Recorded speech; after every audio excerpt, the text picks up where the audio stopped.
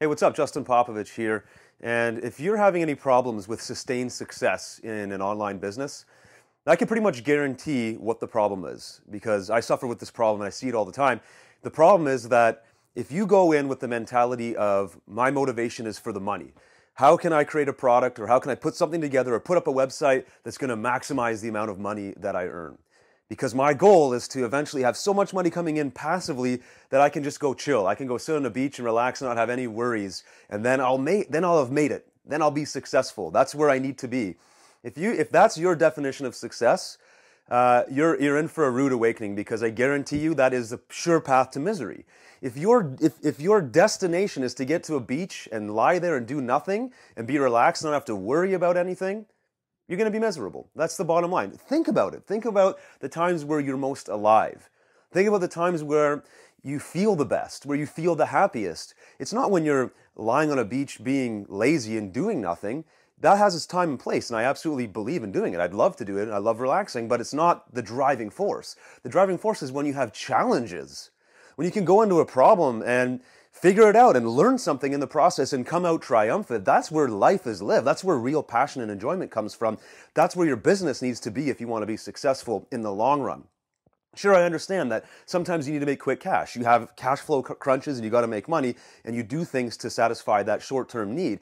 But if you just operate in that space, if money is your only motivator for every project that you do, you're going to be in trouble. So what I always say, and I'm going to pull up a slide right now from my product creation course, where I actually talk about this equation where if the dollar sign is your motivation, that equals failure.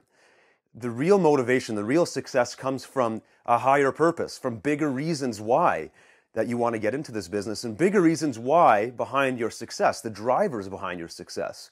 And these things are going to be different things for different people, right?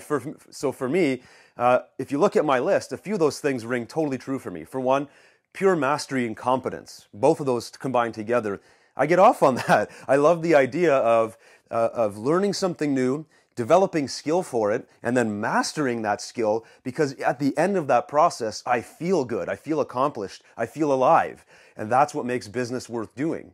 Helping people, actually attaching my work and my efforts to somebody as a result. So when a customer buys from me, I actually feel good that the work that I produced changed their lives, helped them in some way.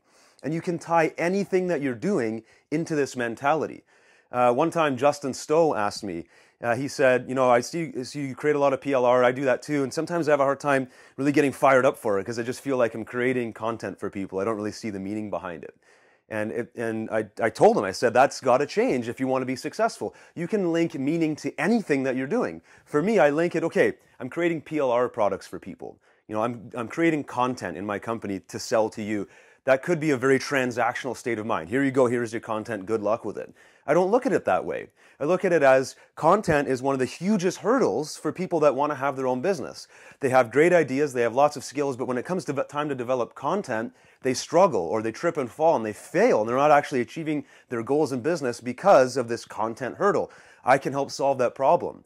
I'm a content creator and I've built a company around content creation and I can change your life and I can change your business with good content.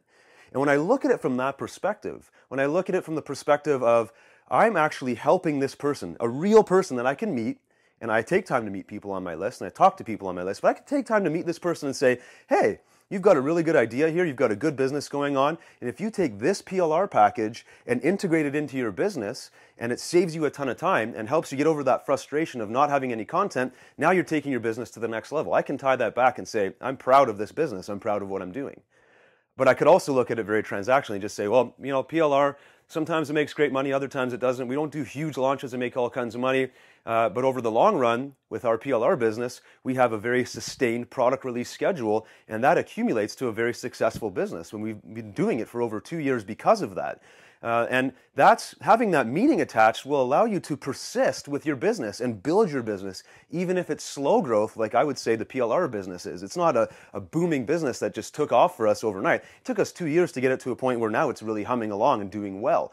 Up until that point, it was a lot of persistence, and there was a lot of different drivers that had to keep it going.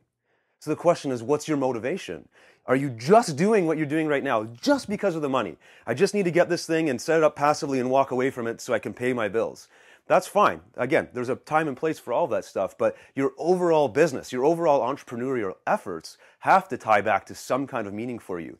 And there's going to be combinations of meaning. So I gave you my meaning for my PLR. That's not my only meaning or driving force. I love the competitive nature of it. I see that there is a lot of really crappy PLR providers, but there's also really good PLR providers, and I want to push them to do better, but I want to push myself to be better as well. I want to change the way people perceive PLR. People look at PLR and say it's a bunch of junk, or it's crappy articles, or it's this and that. That's not the case at all. If you look at what we're trying to build, that's not what we do at all. And there's all kinds of other PLR creators, you may not have heard of them yet, they're doing the same thing. We want to change the name of what PLR means. So you can do this at any level. PLR is a tiny little niche in the overall scheme of business, but we're finding a way to make it have meaning for us and to be competitive in that space. And then that allows us to pursue with all of our enthusiasm, all of our motivation to continue to build that business really strong. So what's your meaning?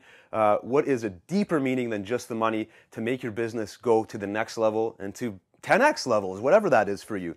Let me know what it is and actually think about this. Take some time to actually think about what's going to have meaning for you and then let me know. Fill in the comments and let me know what it is.